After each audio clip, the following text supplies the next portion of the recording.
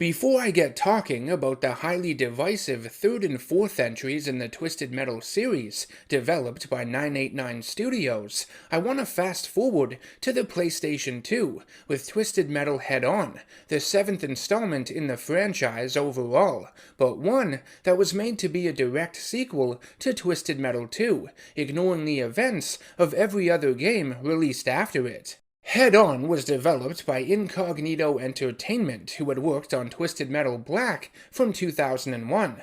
Members of the team had been around since the days of the first two Twisted Metals, and wanted Head-On to be a return to form for the series, an attempt at undoing the bizarre and questionable choices that had been made in Twisted Metal 3 and 4. Head-On also felt like a greatest hits of Twisted Metal in a lot of ways, being an amalgamation of the aesthetics from a lot of the games in the series, like Black, Small Brawl, and yes, even Twisted Metal 3 and 4. Its intro cutscene gives off a lot of Twisted Metal 3 vibes. A few of the levels are reimaginings of the ones found in that game. Character designs like Needles Kane, the driver of Sweet Tooth, carry over from Black, and Sweet Tooth's ending, his wish, is very reminiscent of the events that occur in Twisted Metal 4 that affected that rendition of the competition, which we'll get into later. Initially, Twisted Metal Head-On, developed by Incognito, was released exclusively for the handheld PlayStation Portable in early 2005, but would later be ported to the PS2 in early 2008 by David Jaffe and Scott Campbell's new development company, Eat Sleep Play, adding in tons of bonus content, behind-the-scenes footage, and additional levels not featured in the original game. This extra twisted edition of Twisted Metal Head-On is the superior version of the game, in my opinion, and a must-own for any die-hard fan of the series to have in their collection. The game has an improved version of Twisted Metal Head-On, but also includes a partial game entitled Twisted Metal Lost, containing remnants of the never-before-seen levels that would have been included in Twisted Metal Black's sequel game, Harbor City, which was never officially announced or released, a game I think all of us, to this day, wish was. I'll talk more about it when I review Black in a few weeks. I think as a sequel to Twisted Metal 2, Head-On fits the bill, for the most part. It's one of the more enjoyable Twisted Metals to play because its gameplay is stripped right out of, arguably, the best Twisted Metal game, Twisted Metal Black. You do have the option to switch the control scheme to a classic layout though, one more in line with Twisted Metal 2, handbraking with X and activating turbo with square, and that's usually the control scheme I stick with. It's yet another way to make this game feel more like the true and natural continuation of Twisted Metal 2, as it should be. The energy attack button sequences are the same ones used in Black, which by that point in the series were different from the inputs you had been using in Twisted Metal 2. So instead of left right up for freeze, for example, it's now up down up. For some reason, in Head-On, the game doesn't register your energy attacks very well. This was an issue I brought up when I discussed Twisted Metal 2. Because you are frantically driving with the directional buttons, going forward, backward, and turning side to side with the handbrake, you frequently find yourself activating your shield or performing a rear attack by mistake, wasting certain special weapons. It's much worse in Head-On than it was at any point in Twisted Metal 2. I rarely find myself pulling off the energy attack I intended to use. Thankfully, all of this would be improved in the next Twisted Metal game on the PS3. Energy attacks were greatly simplified, assigned to single directions on the D-pad rather than direction combinations. The D-pad wasn't used to drive the vehicle anymore either, which was a plus. While I have some of the most fun playing head-on out of all the Twisted Metals, it isn't without its fair share of shortcomings. Whenever the music switches over to a new track in a level, the game will stutter and freeze for a second, an unavoidable bug, to my knowledge, that affects both copies of the game I own. I doubt it's my PlayStation 2 console. In a game as fast-paced as Twisted Metal, stuttering of any kind can be really annoying and take you out of the action a little bit, and it does here.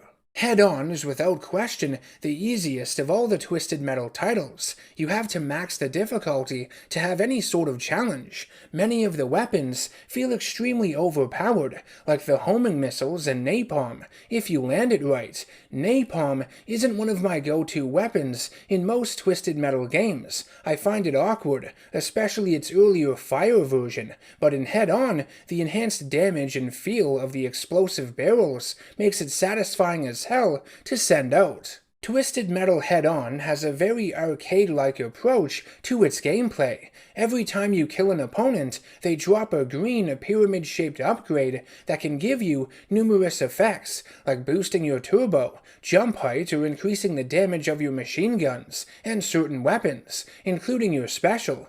You can see which upgrades you currently have in the pause menu. The game rewards you for your endurance, but that only makes the game even easier than it is at the start. When you die, you lose any upgrades you have acquired, so it is nerfed a tad, but that doesn't help alleviate much. The fact remains that the more enemies you kill, the stronger and stronger you become. The only way to avoid becoming a virtually unstoppable killing machine is by ignoring the upgrades that spawn over the remains of your fallen adversaries, which is much easier said than done. The game promotes doing this after all. That's why, again, you should play on the hardest difficulty. If you play Head-On after coming off of trickier installments like Twisted Metal 2 or Black, you're gonna find yourself running roughshod over the competition, and that's, well, not that interesting or exciting. Including all of the unlockables, Twisted Metal Head-On features 17 playable characters, one of the biggest rosters in any of the Twisted Metal games. It consists almost entirely of returning competitors, making it one of the strongest rosters in the series too, in my opinion. It's always better when you lean into the established characters and vehicles, as opposed to filling up a game with too many shallow newcomers, and oftentimes nobodies. Most of the vehicles in Head-On have upgraded appearances based on their designs from Twisted Metal 2. Marcus Kane returns as the junkyard car Roadkill. The hearse Shadow is once again driven by Undertaker Mortimer Sharf. You've got Mr. Grimm, the Grim Reaper, with one of my favorite designs he's had in the series. Psychotic serial killer Needles Kane is, of course, still the driver of the ice cream truck Sweet Tooth. Bruce Cochran, the driver of Thumper, has now been replaced with a female, hip-hop enthusiast Angel. The sports car Spectre is now being driven by a contest winner named Chucky Floop. Miranda Watts is the twin sister of Amanda, who went missing after winning the previous year's contest. She also drives an identical Formula One race car to hers called Twister. Sibling police officers Jamie and Carol Roberts have now joined forces as Outlaw to get their revenge on Calypso. Speaking of Calypso, his deceased daughter Krista has returned to drive the dune buggy Grasshopper. She's now a wandering spirit though, and not a cyborg. The Warthog military vehicle has lost the brown color it had in Twisted Metal 2, and is now green again like in the original game, driven by U.S. Army Colonel Hall. Axel is back to compete in his large-wheeled machine with new robotic arms and feet after tearing his old ones off in a brutal act of defiance against his father. Much like Grasshopper, the front-loader Mr. Slam is driven by a ghost, the ghost of architect Simon Whittlebone. FBI agent Shepard is the driver of the red Lamborghini Crimson Fury.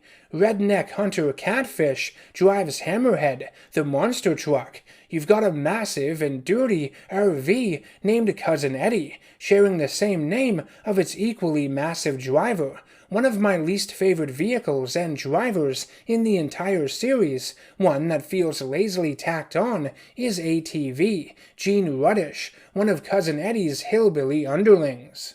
Unlike Twisted Metal 2, one of the game's final bosses, Darktooth, is playable in head-on.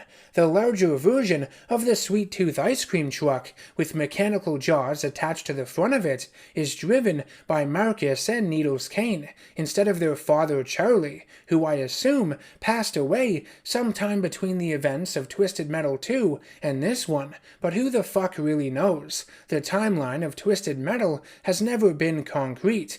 I would go through all of the special weapons for each vehicle found in Twisted Metal head-on, but the vast majority of them are exactly the same as the ones they had in Twisted Metal 2, just with updated cosmetic changes. If you have picked up the special weapon upgrade, some specials can be fired rapidly or charged up for increased damage though. Twisted Metal Head-On takes place 3 years after the events of Twisted Metal 2 in the then not-so-distant future of 2009.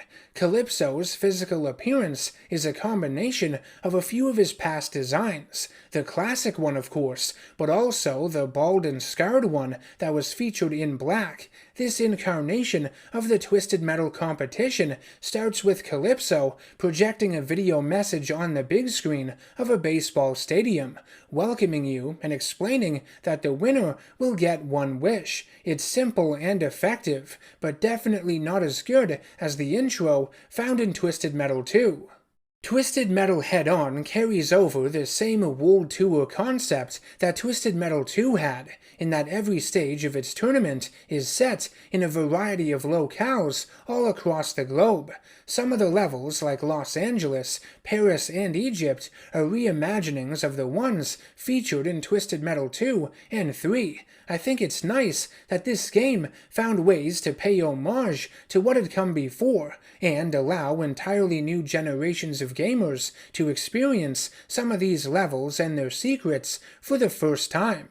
Just like in Black, at certain points you can select which stages you would like to move on to, giving the player a bit more freedom to customize their tournament playthrough as they see fit. An issue that arises in Head-On, and really something that was starting to affect many of the games that had come out since the release of Twisted Metal 2, is that many of its levels have become too large in size. The fewer enemies you have left, the longer it takes before you return to the action, negatively impacting the game's pacing.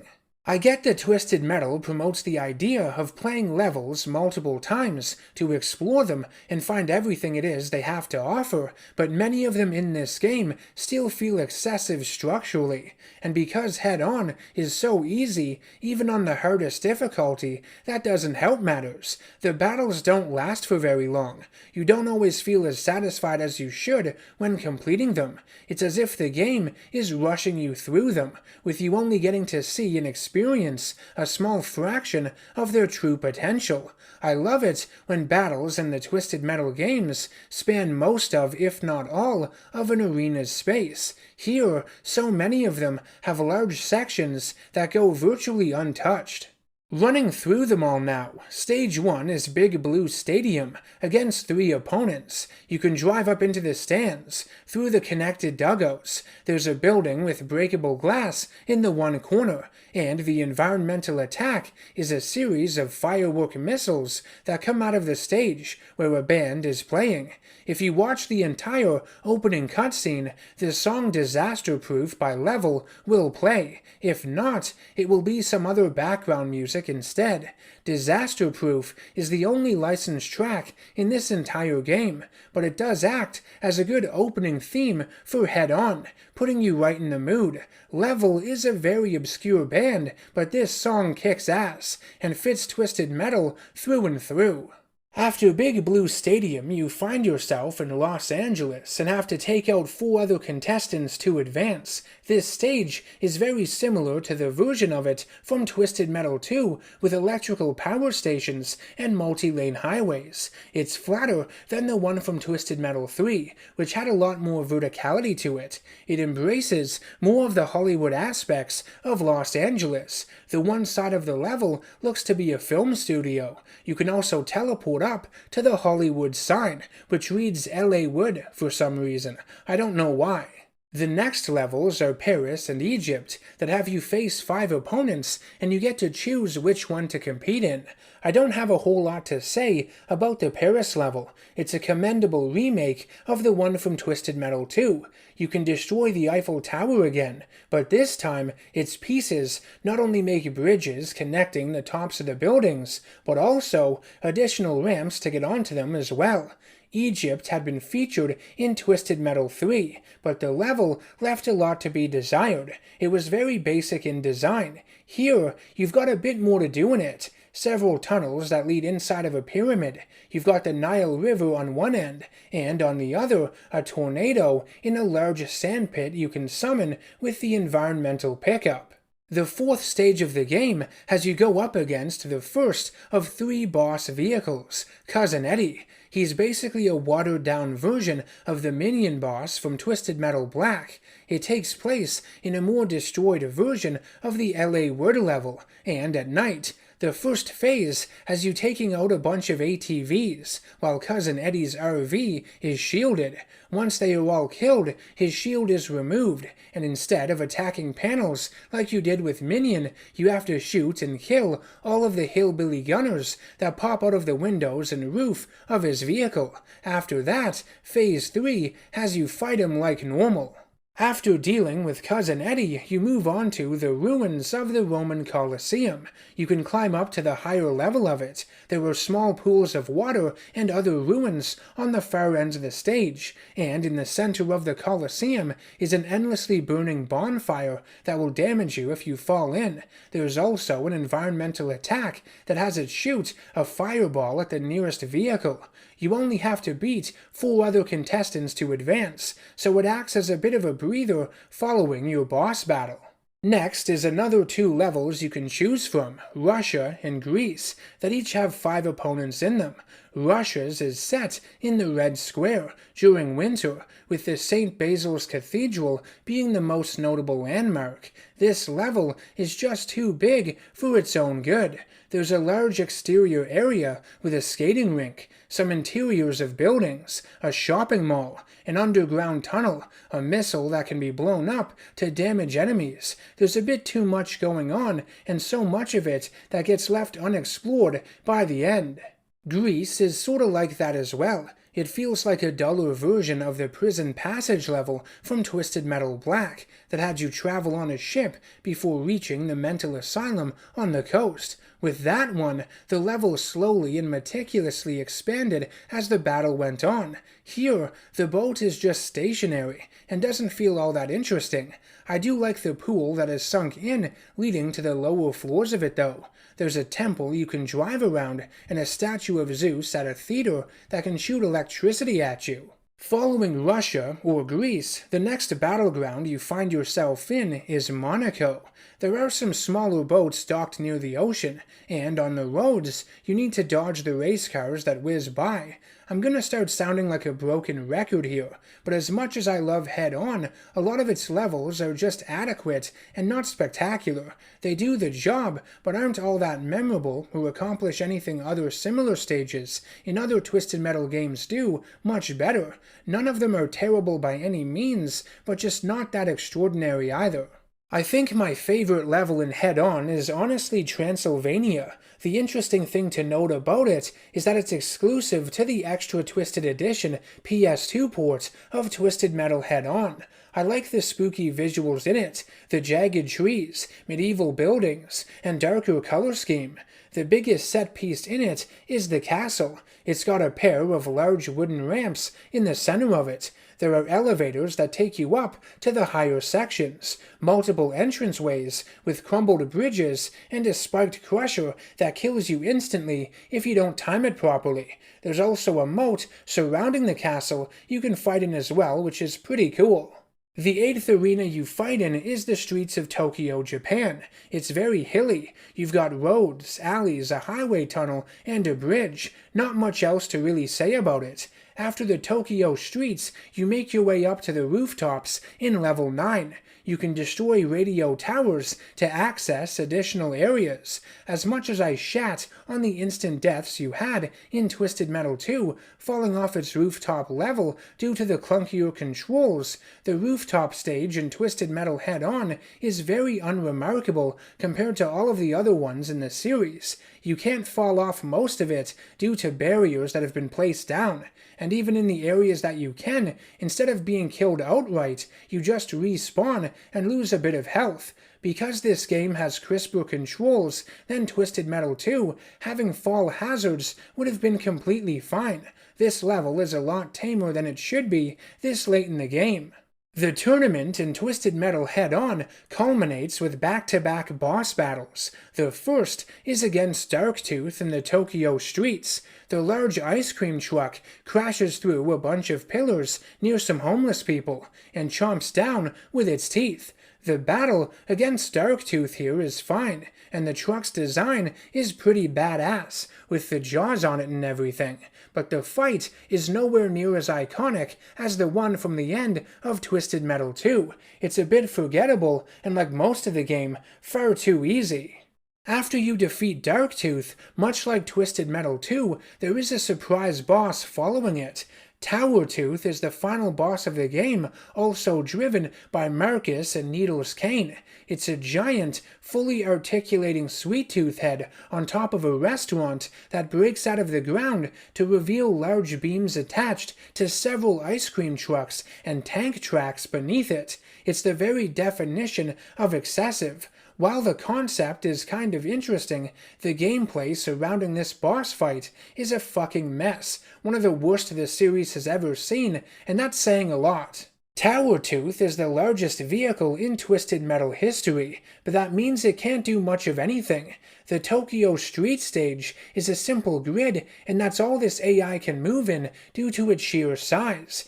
Tower Tooth shoots electricity and has a force field that turns on and off at intervals. It just moves back and forth, and you can cheese it by hiding between some of the skyscrapers and spamming the weapons that spawn there. You kind of have to, because the design of this fight is so terrible and awkward. It's not fun driving anywhere with that thing blocking your path. Shockingly, the developers even allowed you to play as Tower Tooth in its own separate challenge in the Roman ruins. It's an even worse experience. The vehicle is just too big to fit in these environments. On paper, the idea of Tower Tooth sounds awesome, but in execution, gameplay-wise, whether you're fighting or controlling it, it's absolute garbage. Let's move on to the character endings in Twisted Metal Head-On and rank them. The endings in this game are mostly fine. A few are great. However, I think most fail to stand out. Too many of them feel simplistic. The twists that occur in them aren't that clever, fairly straightforward and highly predictable. Collectively, they are a massive downgrade from Twisted Metal 2, which I think, pound for pound, has the best endings in the entire series. Seeing as Head-On is intended to be the true sequel to Twisted Metal 2, the plot threads introduced in that game for the drivers returning in this one are continued, for the most part. All the endings use a similar animation style to what was found in Twisted Metal 2. David Boat voices Calypso in Head-On, and I wish they had gotten Mel McMurran to reprise the role instead, just to make everything feel even more connected. And though I am critical towards some of these endings in regards to their structure, I do want to make it perfectly clear that none of them are terrible. There are far, far worse in the series. Just wait until we get to Twisted Metal 3 and 4 in the next video. Yikes. Anywho, our rankings of these endings are going to differ. We all have different preferences when it comes to characters and stories, but the ending I find to be the weakest in Head On is Shadows. Mortimer Sharf is a walking corpse in this game. He was sleeping soundly until a bunch of rowdy teenagers woke him up. I guess that's all it takes to wake the dead these days. After winning the Twisted Metal tournament, Mortimer is all tuckered out and wishes to go back to sleep. Calypso does try to coax Mortimer into wishing for revenge against the teens, the only interesting aspect to this ending in my opinion, but Mortimer sticks to his guns and just wants to go back to sleep. Calypso reads him a bedtime story as he falls asleep in his casket about his recent Twisted Metal adventures that are depicted with these goofy childlike pictures. Shadow's ending isn't bad, it's quite funny. I love that he's got a teddy with him, but it's a joke ending and kinda lame, not worth a full playthrough of the game to watch it. The ending for Warthog is sound in theory, but I think it fails in its execution. Colonel Hall wants an ultimate weapon he can use to eliminate the scum of the earth with, the drug dealers and gun-toting warmongers that are poisoning the minds and bodies of youth. The ultimate weapon Calypso manifests for him is a joke, very underwhelming in its design. It functions just like any other gun would, just that it looks more futuristic.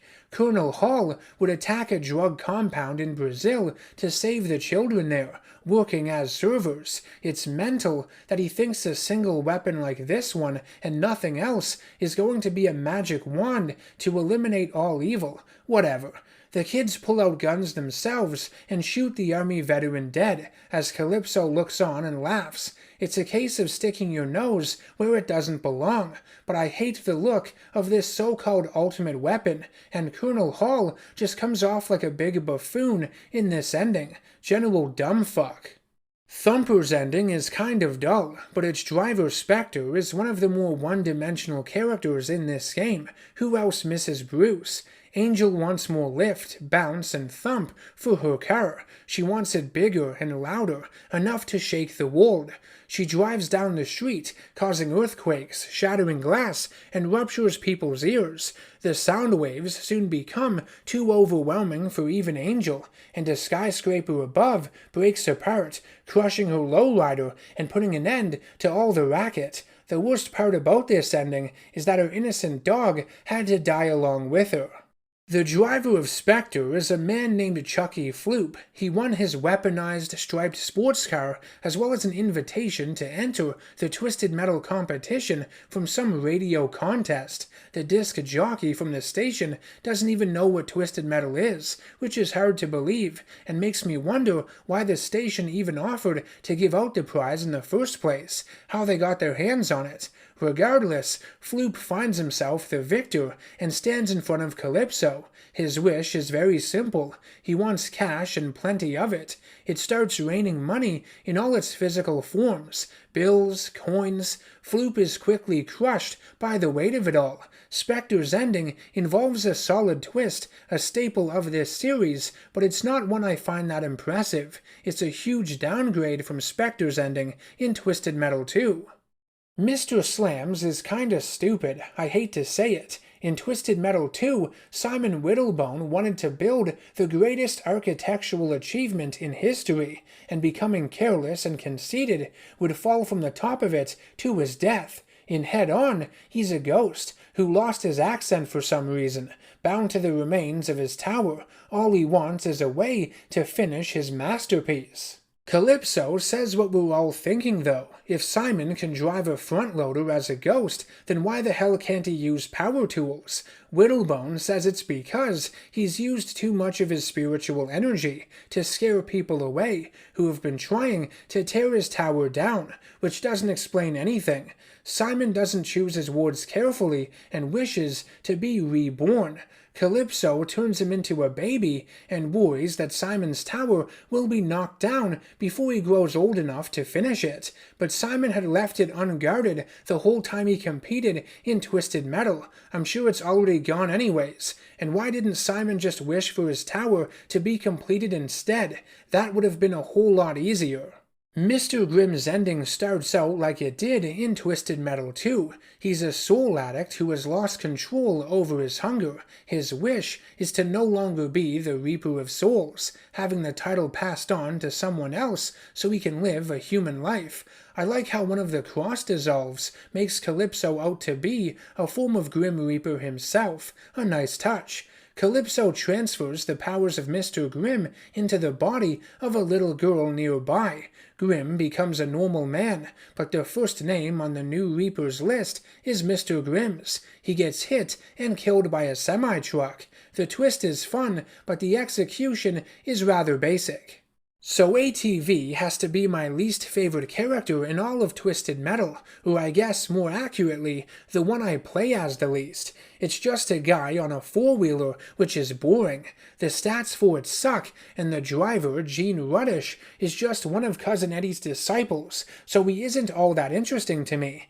The voice they give Genie sounds like Boomhauer from King of the Hill, but far less understandable in delivery. It's not clever, just cringy. Oh, no, dang, no, call me Genie. Fine, Gene. Now then, Oh, man, dang, no, just Genie. Genie. You know it'd be a lot easier to understand you if you just opened your mouth when you spoke. Genie's wish is to be the most desired man on the planet. He gets swarmed by women of all shapes and sizes, and I think you know where this is going.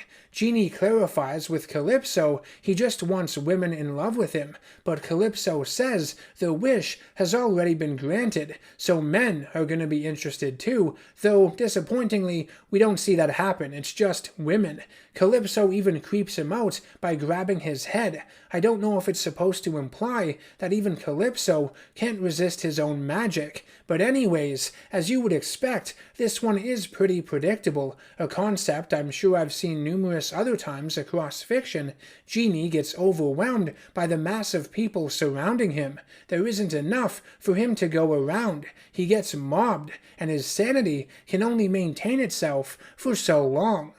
The ending for Hammerhead is pretty decent. Catfish is a big game hunter who has killed every kind of prey there is. He wants something more. He wants to hunt people.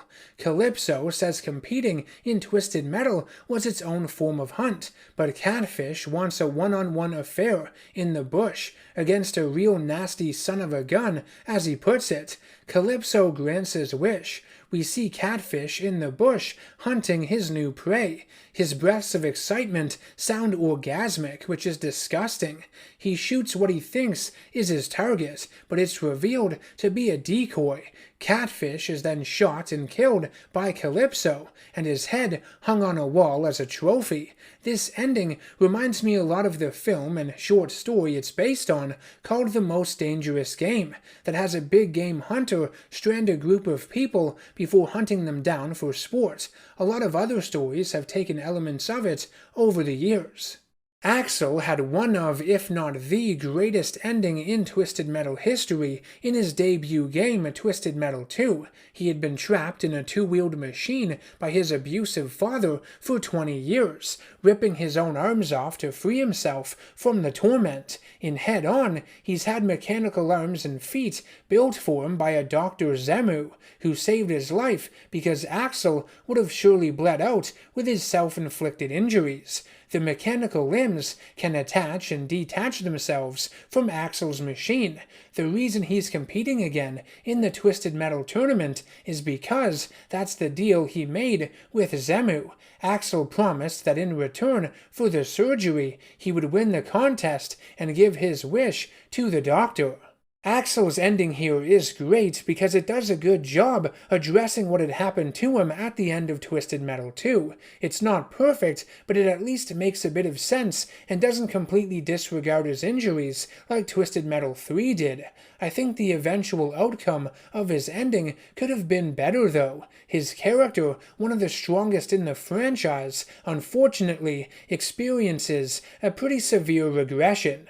Axel would regret competing in the tournament, is guilty over the lives he's taken. He refuses to hand his wish over and instead wants to use it to end the destruction, the violence, and end Twisted Metal.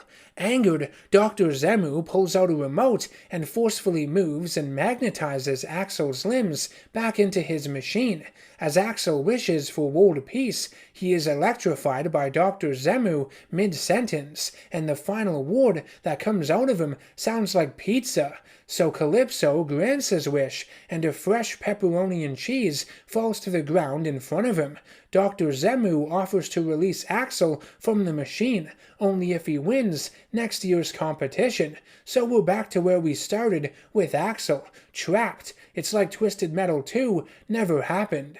Cousin Eddie's ending is an interesting one in this game. It's quite unique. He's the only driver in Twisted Metal history, to my knowledge. I'm still in the process of playing through all the games again, to force himself into the Twisted Metal competition without an invite from Calypso. As an uninvited guest, Cousin Eddie is disqualified from making a wish. Calypso refuses to grant it. Cousin Eddie may have won, but he was never entered in the tournament to begin with, which means none of it counts. It's as if it never happened. As much intrigue as this creates, it also leads to a lot of logic problems surrounding Calypso and his powers, and fucks with a few of the other endings in this game as a result. Calypso is supposedly bound to grant any wish made by a Twisted Metal winner, and can only grant a wish, we assume, to those who officially compete. Clearly, Cousin Eddie does not meet either of those criteria. When Cousin Eddie grabs Calypso and threatens to kill him if he doesn't get his wish, an upgraded RV, we see that Calypso can easily use his powers to grant a wish anyways, so he can grant wishes whenever he wants, and I would assume he can refuse to do so as well. So yeah, I think Cousin Eddie's ending is fun and unique because he forces his way into the Twisted Metal proceedings. No other character has done that before, again, that I know of, but his ending also weakens the endings for a few other characters in this game I will get into in a second, because it breaks the rules we thought mattered before, that might not have mattered at all.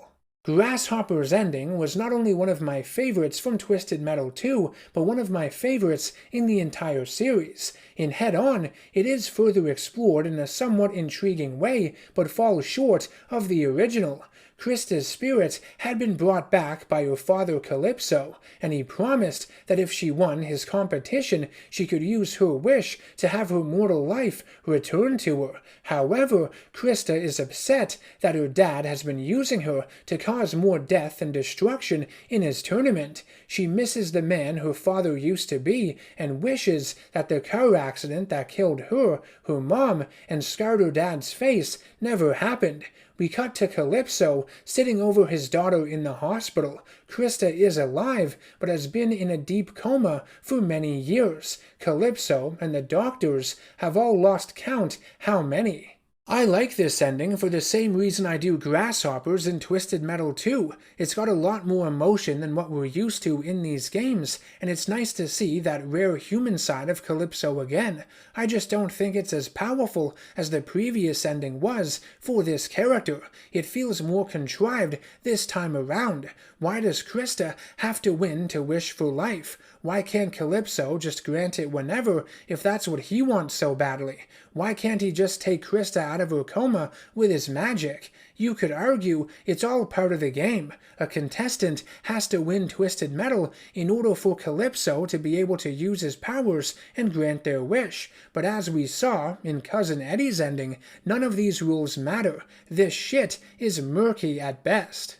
Needles is sick of the same old face staring back at him in the mirror. He feels that Calypso has had enough fun running the Twisted Metal tournament and wants the two of them to switch bodies. Calypso refuses to grant the wish, but Sweet Tooth says he's bound to it. The two switch bodies, and Calypso, as Needles, orders his guards to kill the intruder. But of course, they think the real Calypso is the one that looks like him and is sitting on his throne, so they shoot at Needles' body instead, killing Calypso.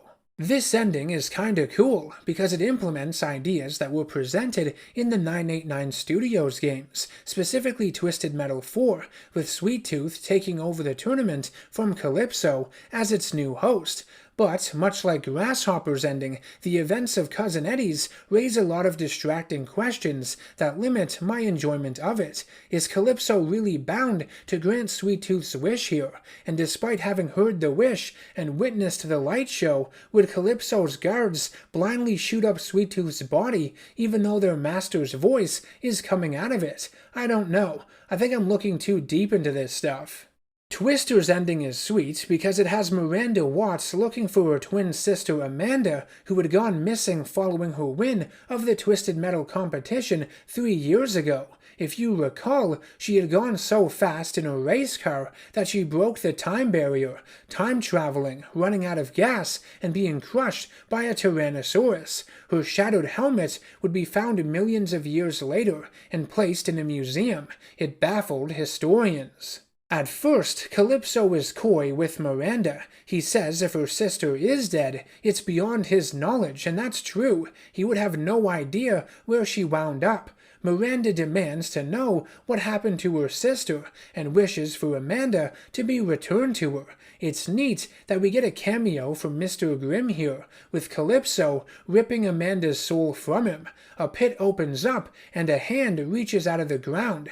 Miranda helps her sister out and after a hug realizes her face is all decayed. Amanda has been returned to the land of the living, but in worse shape than she left it in. Grisly.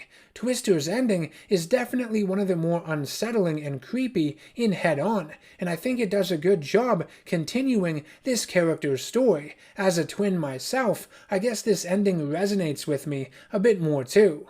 The first game had police officer Carl Roberts trapped in outer space for all eternity. In Twisted Metal 2, Carl's sister Jamie saved him, and the two swore to get revenge against Calypso. In Twisted Metal Head On, the two siblings find their goals conflicting with one another.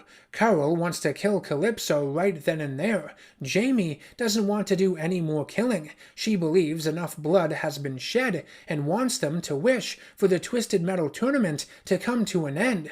They begin arguing with one another. Carl is worried that they will forget a word or say something that has two meanings when they make their wish. Jamie says that they are police officers. Their job is to protect people and not point a gun at them. If only that were true. Jamie stands between Carl's gun and Calypso, and Carl makes it seem as though he is willing to kill his sister to get what he wants. They bicker even more until Carl wishes for Jamie to shut up. Calypso grants his wish and Jamie's mouth is permanently sealed. I love how Carl was so careful about what he was going to say until his sister started confusing him. He was blinded by his emotions. Outlaw's ending in Head On isn't as good as the first two the character had, but it's still one of the better ones in the game. The Roberts siblings can never catch a break with Calypso. They're stuck in this vicious cycle of trickery, having to keep competing in Twisted Metal to undo the damage from the last. Crimson Fury's ending is one I really like because it's the first in a series of similar endings these games have had that actually turns out to be successful. The driver of Crimson Fury, Mr. Smith, reveals himself to be Special Agent Shepard of the FBI. He plans on taking Calypso down and making him pay for all the suffering he and his Twisted Metal competition have caused over the years. Where have we heard that before? Calypso tries to bribe Shepard with the wish he has won, but the agent tells him to stick it. This is the only instance that I'm aware of a Twisted Metal competitor outright refusing to accept their wish. Shepard never makes one because he doesn't care for it. Calypso and his goons get surrounded by FBI agents and helicopters. Calypso is arrested and taken away in a cruiser, swearing he'll get his revenge. I think the best ending in Twisted Metal Head-On is Marcus Kane's Roadkill. It's probably the most significant in the franchise's history because of what it reveals about its poster boy Sweet Tooth. Marcus meets with Calypso, and much like the deranged thoughts he had in Twisted Metal 2, believes nothing around him is real. Calypso tells him that Twisted Metal is real as he wants it to be, much like the rest of the world around him. Marcus wishes for Calypso to end his nightmare. Before waking up, Marcus is called Needles by Calypso, and we come to learn that Needles is Marcus, the darker and homicidal alter ego of him. While not specified, it's safe to assume that Needles switches personalities while he sleeps, which is why Marcus always feels like he's in some sort of dream. When we get to Twisted Metal Black, it's also implied that Needles suffers from insomnia, which would keep the Marcus side of his persona suppressed. But yeah, Head-On made it so that two previously separate Twisted Metal characters were the split personalities of a single man. Crazy. Marcus didn't have the last name Kane written on his bio page in Twisted Metal 2. I think this was because he was an insane drifter, off the grid. If Twisted Metal 3 had come out in the late 90s from the same developers as the first two, I don't know if this revelation of him being Sweet Tooth still would have happened. I think it may have been an idea that developed over time, over the span of several games and developers. I could be wrong though.